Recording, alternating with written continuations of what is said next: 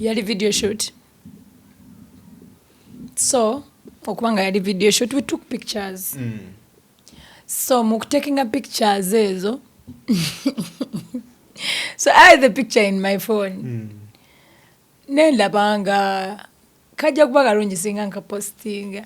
So I posted the picture. Ebigambo nga byadala. Ebigambo. Nabiva ku ntobo yaagwo.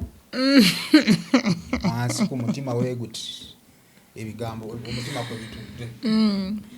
Ebigambo nibagamba omwana yejje mu gallery. Nabiraba. Tugenda okulaba threat zitandise okujjamu inbox and kati Grace nga bwakoze essaawa yonna.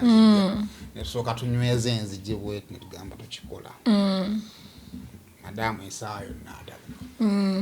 Naye nga okutwaliza wamu kirungi nnyo era nze mpagira abakyala wandibadde ojjayo ekifaananyi ekyo n'okiteekayo omanye woogwa.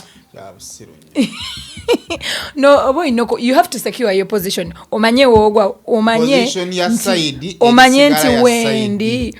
nti wendi naye no wali naaguma okubeera nga bonna weebali nti ye nja gguma n'obeerawo.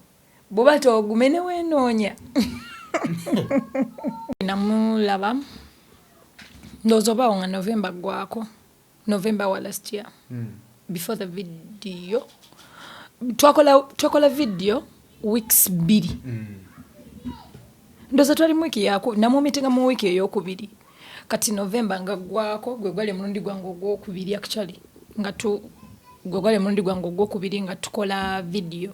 Gwe naddamu mulaba. Mampuliranga gwe yamulaba edda. No, actually, no, it feels like that. Naye nange simanyi kiwulikika nga gwe nali nabyekedda. Omuntu gw'omeetinze for business. For business. Webale kyogera. Oddamu n'omulaba omundi ogwokubiri. Ku video shoot. Business. Asooka okkiza otuula mu video. Naye akafaananyi ako ke wateekawo kye kaakolako ki. Ne wagamba nti stand abantu baatubuuza ate biri ebifaananyi by'abakyala. Naye nga bw'otunulamu kana kange kayitirira. No, I think being that it was a video shoot, omanyi bagamba ebiseera ebisinga bw'obanga oli mu video olina okukola ekintu nga kiri natural.